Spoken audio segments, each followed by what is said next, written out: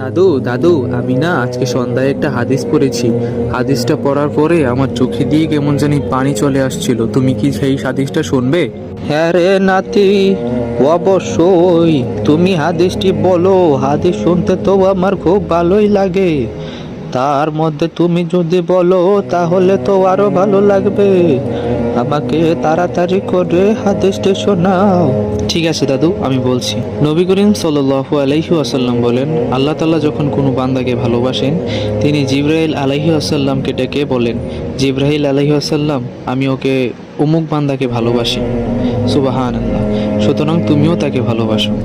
যখন জিবরাইল আলাইহি ওয়াসাল্লাম তাকে ভালোবাসে, এরপর জিবরাইল আলাইহি ওয়াসাল্লাম আসমানের অধিবাসীদেরকে এলান করে দেয় যে আল্লাহ অমুক বান্দাকে ভালোবাসে, সুতরাং তোমরাও তাকে ভালোবাসো।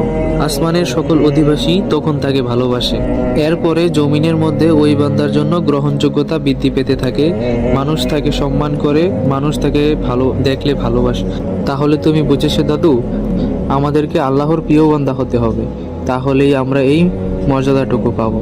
হ্যাঁ রে নাতি, আমি ভালো করেই বুঝেছি।